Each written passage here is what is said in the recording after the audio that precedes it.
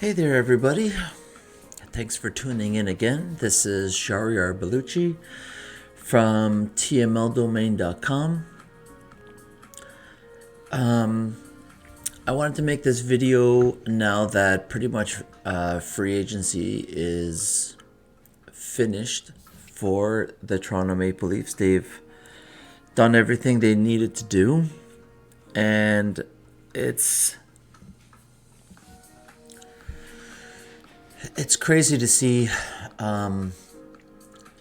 what you can do when you're smart about the cap. And when free agency started, the Leafs had roughly $6 million in cap space, and all you heard around the media and TV and radio and all these different sports stations was how are the Leafs going to augment their depth on defense and the bottom six. How are they going to change the culture of the team? How are they going to build a team that is deeper, more experienced, and can bring the grit, the determination, whatever it is that you're missing in the playoffs? How can you do that with $6 million of cap space? And Kyle Dubas once again puts on a master class in cap management. And if we just look on Cap Friendly from October 2nd,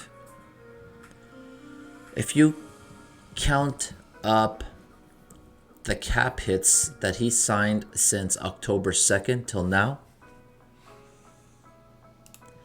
they equal just roughly over $14.5 million. So if you add up from Dennis Melgan, all these cap hits, that's $14.5 million. And when I look on Cap Friendly right now, with a 21-man roster, the Leafs are cap compliant. And their defense looks different. Riley has a partner in TJ Brody now, who has played for many years with a guy like Mark Giordano in Calgary. So he's definitely a guy who has played 20 plus minutes for multiple years with a Norris caliber, franchise defenseman.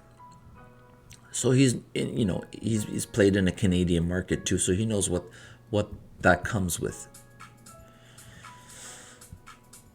So the top four, with Muzzin and Hall being a pair, is pretty much set. And now the Leafs have Dermott signed. They have Bogosian. And the only reason why I've set up the team the way you see it right now, with Dermott and Bogosian being the two that round out the top six on defense, it's literally just, I'm only doing it because of NHL experience. Dermott and Bogosian have more experience than Liljegren, Lettinen, Sandin, but any three of these guys can usurp these two. And that's totally doable. But no longer is the first name that comes up when there's an injury is Martin Marincin. And that is huge. So the Leafs have augmented their defense. They've added depth to their defense. And if you've, been on Twitter at all and seen the clips that are being posted of Mikko Lettinen in the KHL right now, he was the best defenseman in the KHL last year, and he's started off the season in that exact same place. He's more than a point per game, and he is dominating the KHL right now, which is a relatively low scoring league, but I think he has like 18 points in 14 games or something like that. And he's a defenseman that's left-handed that can play both sides. And right now, when you really look at the Leafs lineup, I see Zach Hyman playing with Matthews and Nylander on that top line. I have Kerfoot on the wing with Tavares and Marner. Only because I think the Leafs are going to try to experiment with Joe Thornton as a shutdown line. We know Ilya Mikheyev is a really good penalty killer. And he plays defense well, and he's got the speed and the hands and the skill to really play with top six guys like we saw last year. But, if you put Ilya Mikheyev with Wayne Simmons and Joe Thornton, or if you want to mix it around and put Kerfoot with Matthews, put Mikheyev back with Tavares and Marner, you got Hyman, Thornton, and Simmons as a shutdown line. That's a line that's going to get the puck deep and cycle it and cycle it and cycle it and protect the puck and just wear you out. I think right now when you look at the depth on this team, you got Mikheyev that can play both wings. You got Joe Thornton that's a center, that's a natural center that can play the wing, left wing. You got Jimmy Vesey can play both sides. Bogosian's a right-handed defenseman. You got Travis Boyd that can play center or wing. Simmons can play both sides. TJ Brody is a left-handed right D-man. Jason Spezza can play center or wing. Dennis Malgin can play center or wing. This lineup, however you like to see it at this time in the offseason, you're putting the Leafs lineup down on paper. The permutations, the options, the variety that's available right now to the Leafs is pretty fascinating. And just like I said on defense, you have three guys that are going to be fighting for the three guys, Lehtinen and Liljegren and Sandin, that are going to be fighting with Dermott and Bogosian for those last two spots on defense. You have a lot of guys that are fighting for the bottom six on the Leafs as well. Jimmy Vesey's not guaranteed a spot on this team, and neither is Nick Robertson. Neither is Pierre Engvall, to be honest with you. I think the NHL is going to implement some sort of like a taxi squad that doesn't go against the cap. Because I don't see the AHL or the OHL being a viable option for some of these players. And when you look down here, you still got Barabanov, who's been in Toronto for 2 months already training for next season. And he's going to have November and December and January. I think pretty much NHL training camps are going to start up the end of December, beginning of January. So he's going to have a lot of time to get acclimated. Right now at the Ford Performance Center, Barabanov and a lot of Leafs are skating together right now. And you got Igor Korshkov. He's in the KHL right now putting some nice numbers up. And you got Travis Boyd, and you got Joey Anderson, who the Leafs got back in the Andreas Johnsson trade. And you still have Adam Brooks, who can be a great fourth line center if Spezza can't do it, and you want to add a little bit more defense. It's unbelievable what this GM has been able to do in terms of adding depth on the forward side, adding depth on the defense side, augmenting the forwards, bringing in veterans who are old school type of players. TJ Brody is old school. Wayne Simmons is old school. Joe Thornton is old school.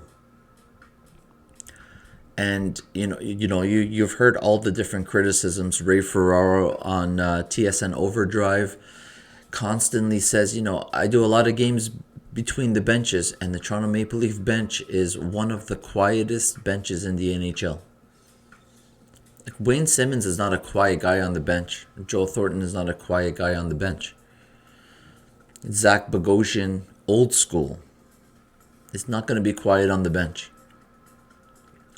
And I think that quietness comes a lot with taking a young team and then bringing in a vet like John Tavares, who is very intense, very serious, and making him captain, and bringing in an outsider and making him the leader of your team shuts down the young enthusiasm of the Leafs. Before Tavares showed up, the Leafs were in a quiet team. You saw these guys scoring goals, and the energy was through the roof. I go to roughly about 5 or 6 games a year, and since Matthews has been drafted, I go to roughly 5 or 6 home games a year. That first year he scored 40, I was in the stadium.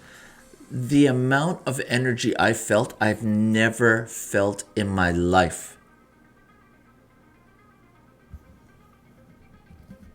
That first season where Hyman and Matthews and Nylander and Marner were just all over the place, just dangling pucks, scoring goals. It was unbelievable, the energy inside that stadium. Unbelievable. It felt like the roof was going to blow off the place. And the next year was exactly the same. Marner was having a great year. Matthews again scoring lots of goals. The energy in that place was... Ever since John Tavares became captain, that stadium has become a real quiet stadium again. The players are quiet. John Tavares is an intense guy, but you don't shut down the enthusiasm of a team by making him captain. I think, if the Leafs had any notion that Babcock wasn't going to be around long enough, he shouldn't have had an input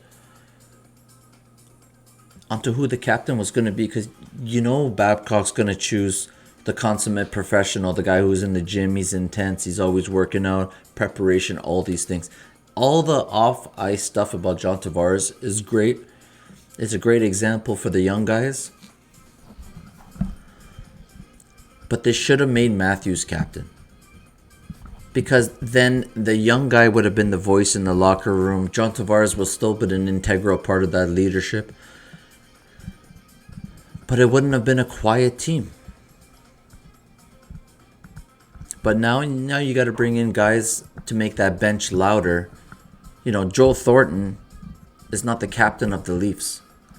But when he walks into that locker room for the very first time, the guy, Ray Ferraro says all the time, and Jamie McLennan says all the time, it's like Joel Thornton does not have a filter. And he said on his conference call, Joel Thornton said, I'm too old to change now. So he's going to walk in there, he's going to own that place, and he's going to be loud, and he likes to, have fun and joke. I think this season you're going to see a completely different Leafs team just from that perspective alone. I think one of the worst things they could have done was make John Tavares captain. And I have nothing against John Tavares. I have nothing against the signing. They should have signed him. I'm glad that they signed him. I want him on the Leafs. He's a great player. I just don't think he should have been captain. Morgan Riley was a pretty good captain option as well, but it is what it is. So this off season has been amazing for Kyle Dubas. Regardless of what your affiliation is as a fan, you see a lot of teams making different moves, and because of the pandemic and COVID, it's affected the financials in the NHL a lot. A lot of players didn't get big time money. You see Taylor Hall took a 1-year deal in Buffalo. He basically pushed free agency 1 year back, and probably next year it's going to be the same thing, and he's going to take another 1-year deal and push free agency back, and see with Seattle coming in and hockey-related revenues and things like that, maybe there's a boost in the NHL and the cap goes up, because, by all indications, before all this happened, the NHL was doing great and they were going to negotiate a new TV contract that was going to be worth billions. Seattle was coming in, and we already saw the Vegas boost to the cap when Vegas came in. So it was only inevitable that the cap was just based on simple calculation that it was going to go from 81 to anywhere close to 84, 85 million, and within a couple of seasons it would have been close to $90 million.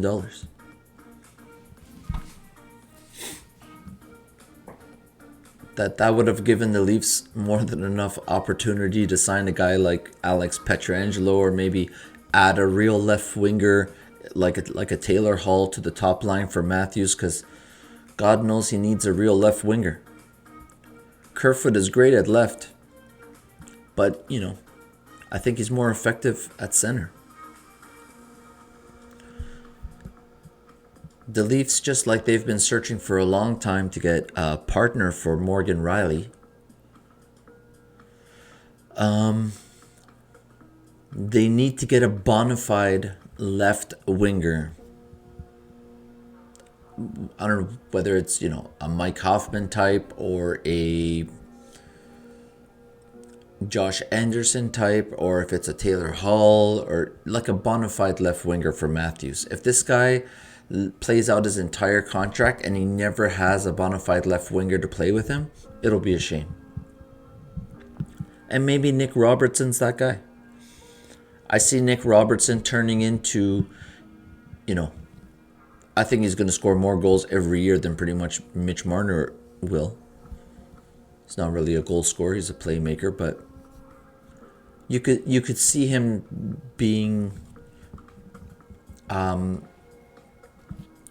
higher scoring Zach Hyman. And Zach Hyman is a perennial 20 to 25 goal guy.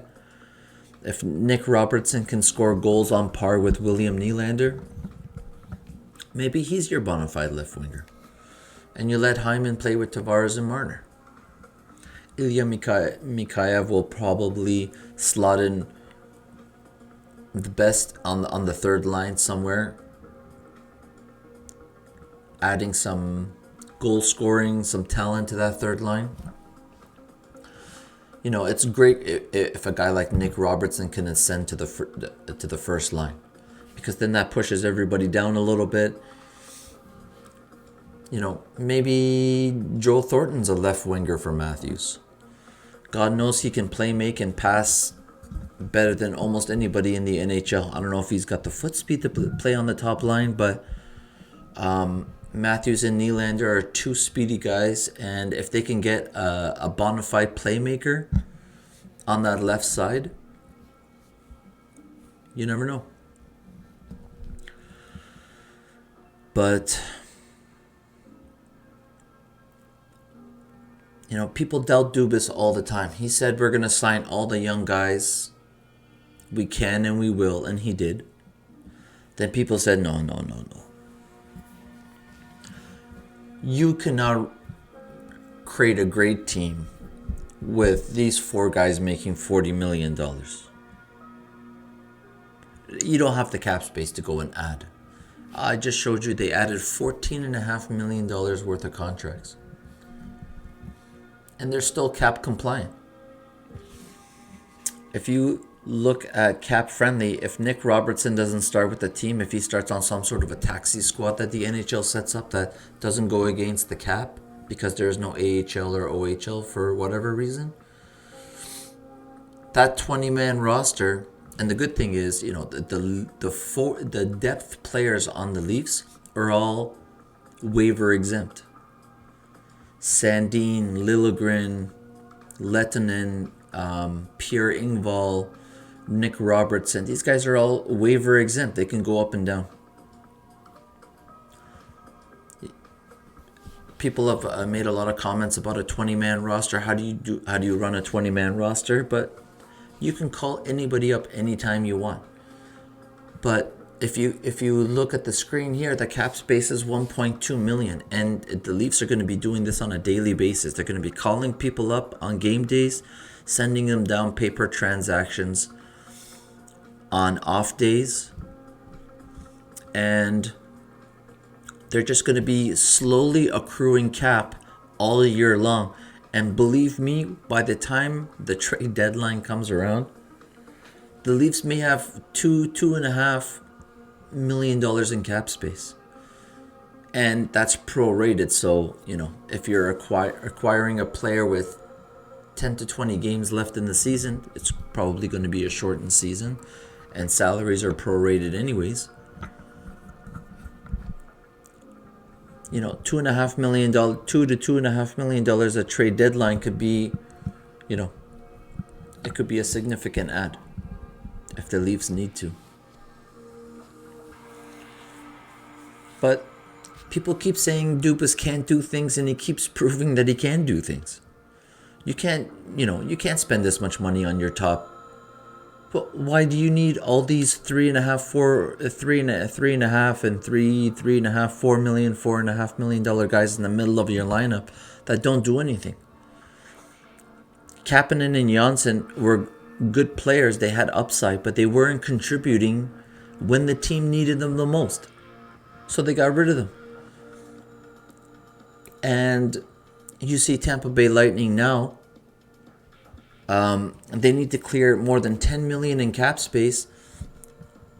They can't find a team to take Tyler Johnson for free.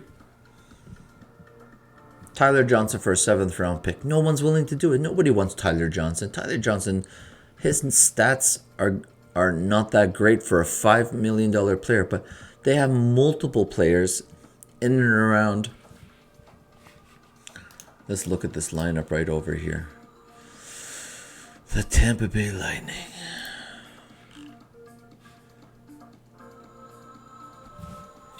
Andre Platt at 5.3, Yanni Gorda 5 million, Tyler Johnson at 5 million, Alex Killorn at 4.45. Like, they have to get rid of $10 million. They have to go to Steven Stamkos and ask him, well, is he willing to waive? And they're talking to him right now. They won a Stanley Cup without him, so.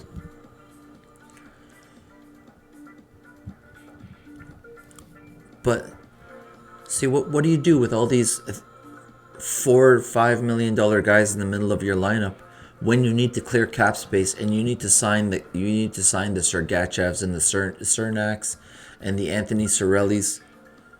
But all these guys are going to end up being $4.5 million guys in the middle of the lineup. So the Leafs rather go top heavy than have a bunch of guys in the middle of your lineup making $3, $4, $5 million, who at the end of the day can't be game breakers when they need them. Your game breakers are your Matthews, your Marners, your Nylanders, your Tavares. Alex Killorn isn't a game breaker. Tyler Johnson isn't a game breaker. Neither is Yanni Gourde. These guys are good depth guys, and you need to obviously have lots of depth. But when the time comes, if Braden Point isn't Braden Point, and Nikita Kucherov isn't Nikita Kucherov, and Hedman isn't Hedman, and Vasilevsky isn't Vasilevsky, it doesn't matter how many Tyler Johnsons and Killorns and Yanni Gourdes you have. These guys are not going to step up and score when the game is on the line. So you look at this lineup, and the Leafs have, the top guys have a lot of support right now. Like, Mikheyev can score goals. Pierre Engvall has shown that he can skate. He has the speed. He can put the puck in the net. And Hyman can put the puck in the net sometimes. We'll see what happens with Jimmy Vesey. He says he's going to come out he's going to start the season with his hair on fire. Whatever that means. Maybe he turns into a Zach Hyman type. But the top guys have support now. Maybe Alexander Kerfoot, hopefully he'll have a better season than he did this year. Hopefully he'll score more goals, be more offensively productive. But the top guys got to be the top guys. In the playoffs, when the Leafs were down 3-0 and they needed a killer comeback, who orchestrated that killer comeback. Nylander scored first. Then Tavares scored. Then Matthews scored. And then Matthews scored again.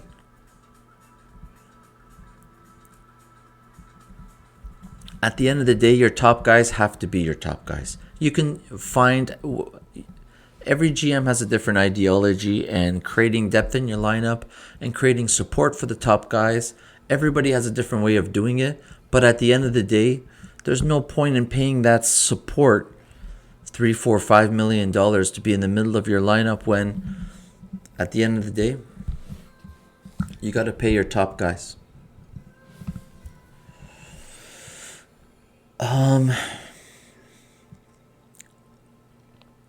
Yeah, so kudos to Kyle Dubas. He's a very straightforward guy. When he does his media availabilities, listen to what he says. Look at him in the eyes when he's talking and listen to what he says. And if he says, we had a number agreed to with Ilya Mikheyev, and then he decided to take a little bit of a lower number so that we can fit everybody under the cap, that right there tells you he knew exactly what Dermott was going to agree to, and he had the number in his head, and it was already figured out. When Mikheyev's agent came out and said, yeah, my player said, I'll take a little bit of a lower number just to make sure everybody fits in the cap. That means Dubas went to him in the negotiations and said, here, based on the roster I have figured out, we need this much cap space to get Dermott, and we already know the number. He's already agreed to it. Now, he's not going to tell me and you. He's not going to tell the media. But behind the scenes, he knew exactly what Dermott was willing to take. He already had it figured out. And so Mikheyev said, yeah, I'll take 1.645 instead of 1.75.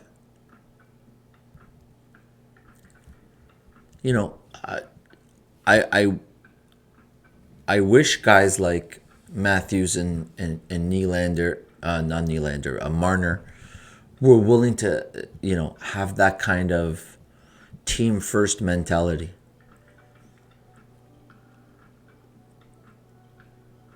Matthews got his jersey number in his cap hit 11.634, and Marner took 10.893 because Doug Gilmour is his idol.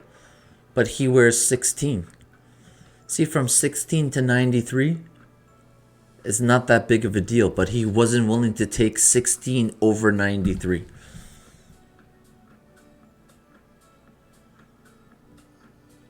That's like a 70,000 and change number. That 70,000 and change number was non-negotiable with Marner. We need more guys like Ilya Mikheyev on this team. But it's done. What's done is done, and the Leafs roster is pretty much set. And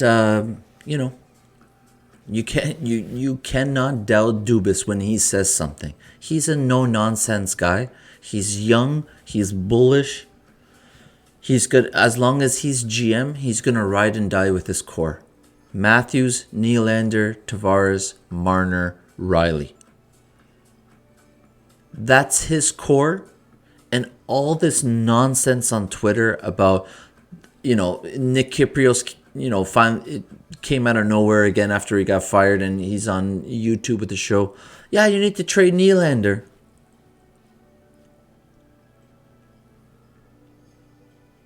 You need to trade Nylander to make space for Alex Pietrangelo. I don't know how trading out $6.9 million makes space for an 8.5, I don't know, whatever he signed for.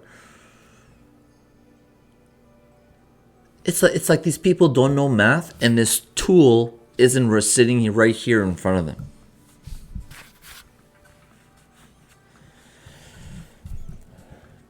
But Kyle Dubas is not going to trade Nylander. He's not going to trade Marner. They're the only two bona fide superstar wingers on this team. You trade either one of those guys, and you're going to see a whole line disappear.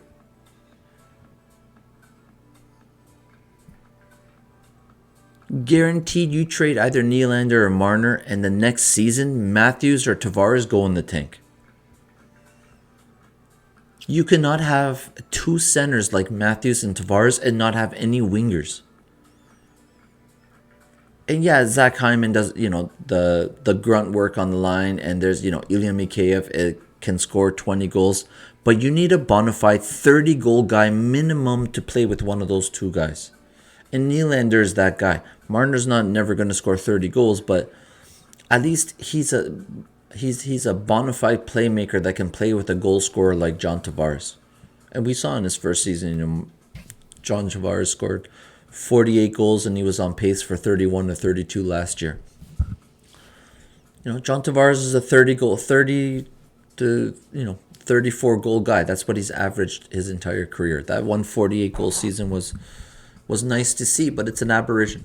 That's not real. That's not who John Tavares is. John Tavares is a 30 goal guy. And Mitch Marner needs to make sure that John Tavares stays a 30 goal guy throughout his contract in Toronto.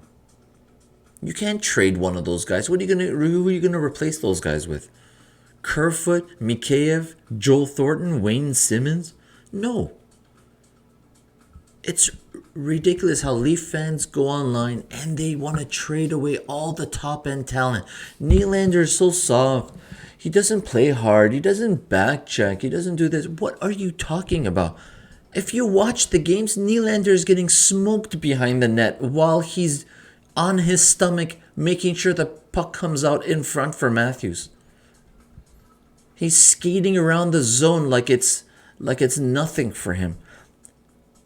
He's got the puck on his hip and he's got the player on his back and he's just skating circles around the offensive zone. You think that doesn't come with skill, determination? You think he's doing that because he thinks it's like fun or something? He's not determined to do that to become a better player in the NHL? It's ridiculous, some of the stuff Leaf fans say. Get off. I'm officially, as of today, going to stop the criticism for either Nylander or Marner. They are not replaceable in this. With everything the Leafs have in terms of prospects in the pipeline, they have lots of talent there, but nothing that can replace Nylander or Marner on the Leafs. So, me as of today, I'm going to stop the criticism for those guys. Even if they have a bunch of bad games in a row, it is what it is. You cannot replace these guys. Stop talking nonsense about trading either one of these guys. It's official that Dubas says these four players, Matthews, Tavares, Nylander, and Marner, are the guys. And we're going to do whatever we have to augment around them to make them better and make this team tougher to play against and all these things.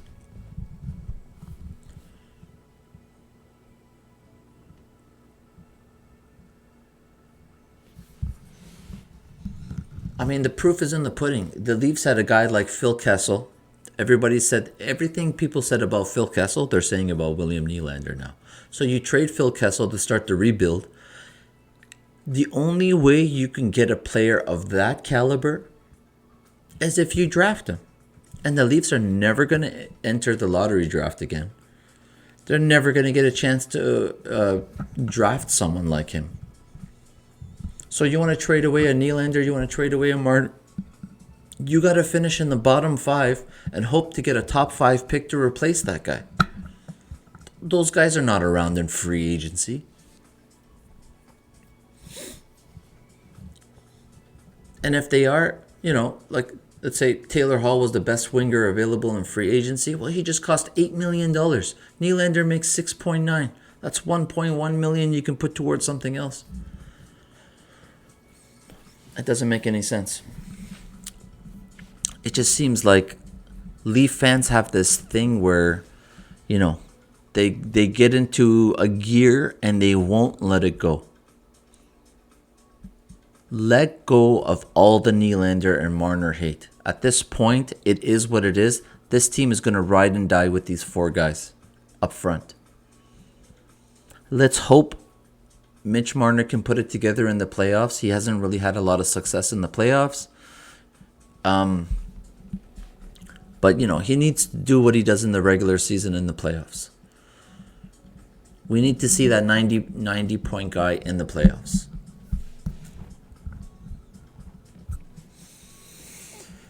Yeah, so in general, I'm giving Dubas an A- in the offseason. There's a lot of free agents still out there. The Mike Hoffmans, the Anthony Duclairs. Anthony Duclair is coming off a $1.6 million contract. He's got a little nastiness to him, a little grit. He can definitely score goals. He's coming off 1.6. The Leafs have 1.2 in cap space. What happens if you trade Ingval's 1.25 and then all of a sudden you got 2.4 or 2.5 million in cap space? Maybe the last minute Anthony Duclair brings down his number, and see, the sky's the limit when you manage your cap properly. Anthony Duclair is not going to get any offers before the season starts. God knows when the season's going to start. They're saying, anywhere in January or February 1st. I think, personally, it benefits the NHL the longer they wait. They already know salaries are going to be prorated. So the later you start, the less players get paid. So it means your regular season is shorter. Players don't get paid in the playoffs. It's all profit for the teams in the league. So, personally, I think it's going to be like February 1st or something like that. I don't know how many games they can get in between February 1st and still get the playoffs started by June and get everything done. Award the Stanley Cup and get the draft going so that they can get the following season started on time in September and October. So it might be a 50-game season, it might be a 55-game season, 60-game season. But either way, it's going to be a shortened season, and it's going to be interesting. But like I said, Leafs have options.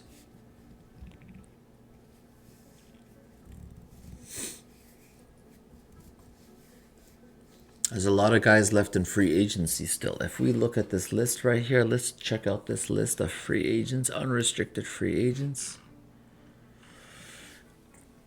Corey Schneider, Michael Granlund, Mike Hoffman, Andy Green, Alex Galchenyuk. See, there's some interesting names there. Andreas Athanasiou. He can be one of those wingers that can play in your top six too. If you don't want Kerfoot to be a winger, if you want Kerfoot to be a center, if Joe Thornton's playing on your fourth line, maybe Athanasiou will take a 1-year deal that's a little bit less. Ron Hainsey's still out there. Travis Hamonic, Justin Abdelkader. He's a fourth-line grinder. Same type of player the Leafs have been trying to acquire and things like that. Sami Vatanen's still available. Alex Galchenyuk is available. Colin Wilson, Eric Holla, Mike Condon, Dale Weiss. See? Devin Shore. Zdeno Chara, Melker Carlson. See, there's a lot of options out there. Leafs are, if they send Pierre Engvall down, they're sitting there with almost $2.5 million in cap space. And who knows if Bogosian's going to make the team. Maybe Bogosian doesn't make the team. Maybe that $1 million contract gets replaced with an $890,000 contract or a $925,000 contract. See, all those numbers start accruing all of a sudden. It's interesting. Leafs have definitely put themselves in a place where they have lots of options. The flexibility is huge. And they have a lot of guys who are waiver exempt that can come up in a moment's notice. And if somebody gets injured, you still have emergency waivers as well.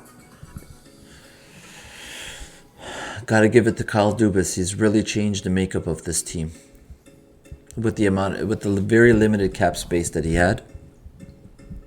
And one name that doesn't really get a lot of attention in Toronto or any praise is Brendan Pridham, who is the cap guy on the Leafs, who I think helped create the cap system. He was working with the NHL at the time, and then, once that was done, the Leafs said, come on board. You know all the loopholes, you know exactly how the cap works. Come and work for us. And look at the magic that this guy is doing with helping out Kyle Dubas with the cap. Unbelievable. And it's still not out of the question that the Leafs can go to Detroit and pick up Zetterberg's, contract and add some LTIR space. Coyotes still have Marian Hossa's $5.5 million contract on LTIR. Maybe they want to offload that if they have an internal cap that they don't want to spend the cash on. There's a lot of options there for the Leafs. I think that if they were really serious about Pietrangelo, they would have tried to acquire one of those contracts. But yeah, I'm giving him an A-. I'm not giving him a perfect review. I would have liked for the Leafs to go out and try to add an Anthony Duclair or somebody like that. I think him playing with real talent in the top six, he can be a bona fide left winger.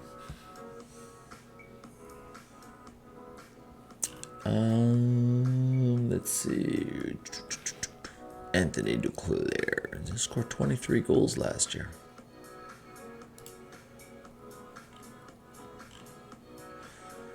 Coming off a 1.65. 40 points in 66 games. Interesting. Well, that is my overall coverage of the Leafs off-season so far. I doubt they're going to make any more moves. I don't really see any trades in the works, but like I said, they have a lot of flexibility. They may be able to add right before training camp. You never know. The guys are training right now at the Ford Performance Center. There's a lot of guys playing overseas. If anybody ever gets hurt, they need to replace somebody, they always have that option. They do have the cap space to do it.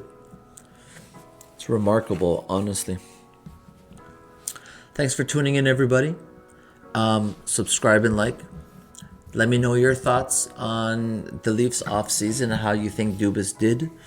What would your grade be for the Leafs? Personally, A-, but that could be a A-, B+. But I'm very pleased. Dubas and this management team has really surprised me. And I hope they surprised you guys too. Go Leafs, go. And hopefully the NHL season starts sooner rather than later. All right, guy. Bye, guys.